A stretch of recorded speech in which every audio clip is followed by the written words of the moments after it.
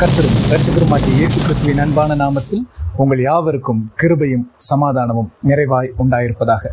இன்றைக்கும் நாம் தியானத்திற்கென்று தெரிந்து கொள்ளப்பட்ட பகுதி சங்கீதம் 109 அதிகாரம் 31 வசனம். ஆக்கினிக்குள்ளாக தீர்க்கிறவர்களின் என்று எளியவனுடைய ஆத்துமாவை இரட்சிக்கும்படி அவர் அவன் வலது பாரிசத்தில் நிற்பார். ஹல்லேலூயா. இந்த செய்தியின் தலைப்பு என் வலது பாரிசத்தில் கர்த்தர். தாவீது தன்னை கர்த்தருக்குள் தைரியப்படுத்திக் கொள்ளும் வசனம் அநேகம் உண்டு. எந்த சூழ்நிலையானாலும், எந்த நெருக்கடியான சூழ்நிலை வந்தாலும், ஒருவேளை அவன் தளறி போகிறவனாய் இருந்தாலும், விசுவாசத்தை விட்டு விலகி போகிறவனாய் இருந்தாலும், தன்னைத்தானே கர்த்தருக்குள் அவன் பலப்படுத்திக் கொள்வான்.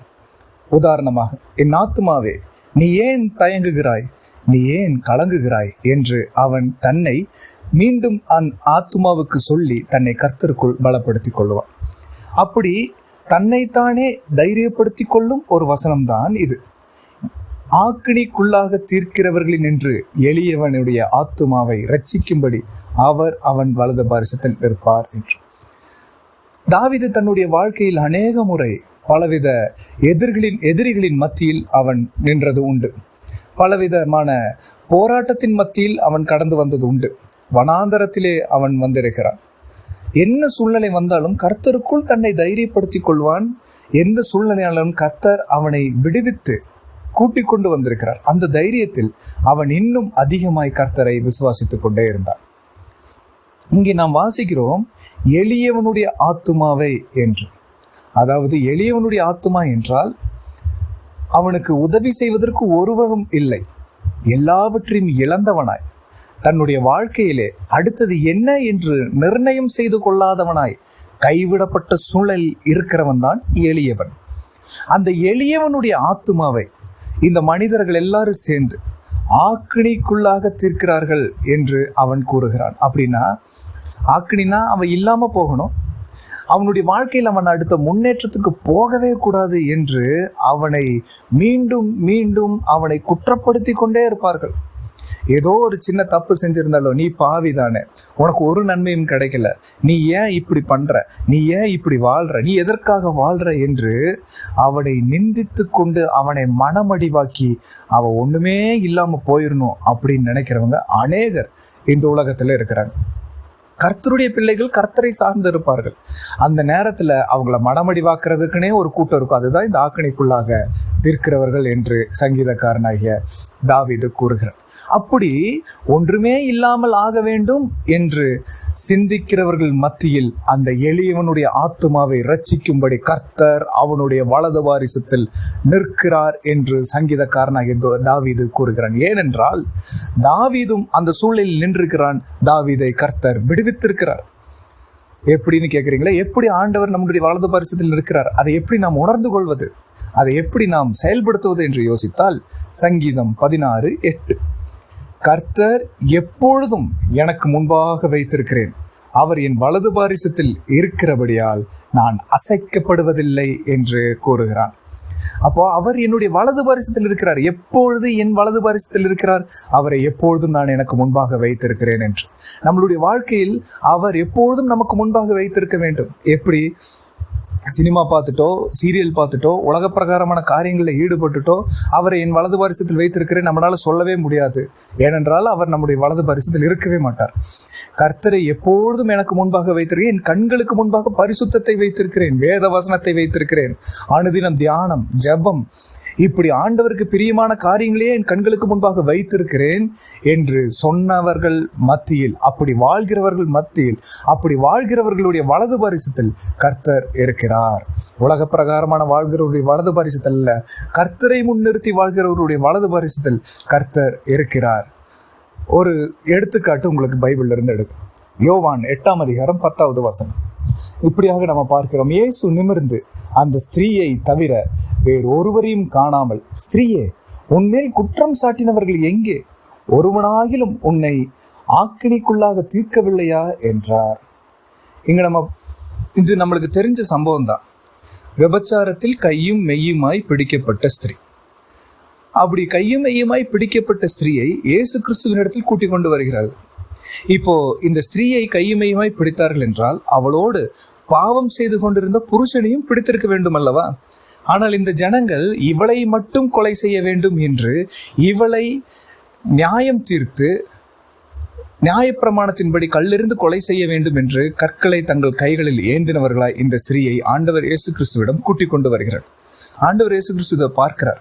பார்த்துட்டு அவர் என்ன சொல்றாரு? உங்களில் பாவம் இல்லாதவன் இவள் மேல் கல்லெறிய கடவன் என்கிறார். எவ்வளவு அழகான ஒரு வார்த்தை.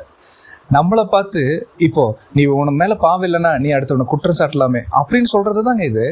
நம்ம வாழ்க்கையில அநேக முறை அடுத்தவங்களை சும்மா குற்றம் சுமத்துறோம், சும்மா வீண் பழி சுமத்துறோம். அப்படி நம்ம வாழவே கூடாது. ஏனென்றால் நம்ம மீதும் அவ்வளோ பாவம் இருக்குது, நம்மளும் அவ்வளோ தவறு செய்தவர்களாக தான் இருக்கிறோம். கிறிஸ்துவுக்குள் கிருபையாய் பெற்ற வாழ்க்கை இது. அடுத்தவங்களை நம்ம எப்பொழுதும் குறை சொல்லக்கூடாது, அடுத்தவங்களை நம்ம நியாயம் தீர்க்கவே கூடாது. அந்த நியாய தீர்ப்புக்கு அதிகாரம் நம்மளுக்கு ஆண்டவர் தரவே இல்லை என்று நம்மளுடைய வாழ்க்கையில் கர்த்தருக்கு எது பிரியமோ அப்படி நாம் வாழ வேண்டும். இங்கே இந்த ஸ்திரீயை மட்டும் கொலை செய்ய வேண்டும் என்று அவளை இயேசு கிறிஸ்துவிடம் கூட்டிக் கொண்டு வருகிறார். அவளுக்கு உதவி செய்வதற்கு ஒருவரும் இல்லை, அவளுக்காக வழக்காடி வாதாடுவதற்கு ஒருவரும் இல்லை. அவள் தன்னுடைய வாழ்க்கை முடிந்து விட்டது என்று எண்ணி நிலை உழைந்து போய் நின்று கொண்டு இருக்கிறாள். அப்பொழுது ஆண்டவர் சொல்றார், உங்களில் பாவம் இல்லாதவன் கல்லெறி. எல்லோரும் மனசாட்சியினால் கடிந்து கொள்ளப்பட்டு போய்விட்டார்கள் என்று நாம் வாசிக்கிறோம். ஆண்டவர் அந்த ஸ்திரீயை பார்த்து சொல்றார் 8ஆம் அதிகாரம் 11வது வசனத்துல, நானும் உன்னை ஆக்கினிக்குள்ளாக தீர்ப்பதில்லை, நீ போ, இனி பாவம் செய்யாதே என்றார். பாத்தீங்களா? எவ்வளவு பெரிய கிருபை அந்த ஸ்திரீக்கு கிடைச்சிருக்குது. எவ்வளவு பெரிய ஒரு வாழ்க்கை முடிந்து போய்விட்டது என்று எண்ணிய அந்த ஸ்திரீக்கு ஆண்டவர் ஒரு புதிய வாழ்க்கையை அவளுக்கு தருகிறார். இன்றைக்கு நம்மளுடைய வாழ்க்கையிலும் நாம் அப்படித்தான் எல்லோராலும் கைவிடப்பட்டவர்களாய், எல்லோராலும் குற்றம் சுமக்கப்பட்டவர்களாய் நாம் நின்று கொண்டிருப்போம். ஒரு தவறும் செய்திருக்க மாட்டோம். ஆனால் நம்மை நியாயம் தீர்த்து உன் வாழ்க்கை முடிந்து போய்விட வேண்டும், இதோடு அவன் அவ்வளவுதான் என்று எண்ணி நம்முடைய வாழ்க்கையை சீர்குலைக்க வேண்டும் என்று சிந்திக்கிறவர்கள் அநேகர் நம்மை சுற்றிலும் இருக்கிறார்கள். முக்கியமா கிறிஸ்துவுக்குள் நம்மளுடைய வாழ்க்கை நிலைத்து நிற்கக்கூடாது என்று அவ்விசுவாசத்துக்கு நேராக கூட்டிக் கொண்டு போகும் சூழலே நம்மளுக்கு இருக்குங்க இந்த உலகத்துல. அப்படி அந்த சூழ்நிலையில் நாம் இருப்போம் என்றால் இன்றும் ஆண்டவர் இயேசு கிறிஸ்து சொல்லுகிறார், கல்வாரி சிலுவையில அவருடைய ஜீவன் நமக்காக தந்தவர் இன்றைக்கு உங்கள் ஜீவனை இழந்து போக விடுவதில்லை. கிறிஸ்துவின் நாமத்தில் உங்களை அணைக்க காத்திருக்கிறார். இன்றைக்கு இதோ அதுக்குண்டான ஒரு ஆதாரம் என்னன்னா, இன்னைக்கும் அவருடைய கல்லறை வெறுமையாக இருக்கிறது. இதோ இப்பொழுதும் கிறிஸ்துவின் பாடுகளை தியானித்துக் கொண்டிருக்கும் நாட்கள் இது. இந்த நாட்களில் நாம் ஒரு உறுதி எடுத்துக்கொள்ள வேண்டும். என்னவென்றால் அவருடைய கல்லறை இன்றைக்கும் வெறுமையாய் இருக்கிறது. அதனால் என் வாழ்க்கையில் வெறுமை இல்லை. அவர் மரித்தார், ஆனாலும் உயிரோடு எழுந்தார். அந்த உயிர்த்தெழுதல் நாதர் ஆண்டவர் இயேசு கிறிஸ்து, மரணத்தை ஜெயித்தவர், இன்றைக்கும் என்னுடைய வாழ்க்கையில் ஜெயம் தர வல்லவராயிருக்கிறார். அவரை நான் எனக்கு முன்பாக வைத்திருக்கிறேன், நான் அசைக்கப்படுவதில்லை என்ற ஒரு உறுதி நமக்குள் இன்றைக்கு வர வேண்டும். எளியவனுக்காக அவர் வாதாடுகிறவராயிருக்கிறார். ஒன்றுமில்லாதவருக்காக, யாவராலும் கைவிடப்பட்டவர்களுக்காக அவர் வாதாடுகிறவராயிருக்கிறார். அவர்களை அவர் ரட்சிக்கிறவராயிருக்கிறார். அவர்களுக்கு அவர் ஜெயம் தருகிறவராயிருக்கிறார். ஒருவேளை இன்னைக்கு நம்மளுடைய சூழ்நிலை எல்லாராலும் பகைக்கப்பட்டு நிந்திக்கப்பட்டு தனிமையில் நின்று கொண்டிருக்கிற ஒரு சூழ்நிலையா இருக்கலாம். ஆனா ஆண்டவர் உங்களை பார்த்து கூறுகிறார், உங்களை மீட்டெடுத்தவர் நானே, என்னிடத்தில் வாருங்கள், நான் உங்களுக்கு இளைப்பாறுதல் தருவேன், உங்களுக்கு ஜெயத்தை தருவேன் என்று கர்த்தர் கூறுகிறார். இதோ அவரை நம்மளுடைய வலது பாரிசத்தில் வைத்தோம் என்றால் நாம் ஒருபொழுதும் நிலை குலைந்து போவதில்லை, ஒருபொழுதும் அசைக்கப்படுவதில்லை, ஒருபொழுதும் நிர்மூலமாக்கி போவதில்லை. அவர் அவருடைய ஜீவனையே நமக்கு தந்திருக்கிறபடியால் கிறிஸ்துவுக்குள் நமக்கு ஒரு புதிய ஜீவனை தொடங்கி தருவார். அதிலே நிலைத்து நிற்போம், உலகத்தை ஜெயமெடுப்போம், பரலோக ராஜ்யத்தை சுதந்திரித்துக் கொள்வோம். கர்த்தர் தாமே இந்த வார்த்தைகளை ஆசீர்வதிப்பாராக. ஆமேன், ஆமேன்.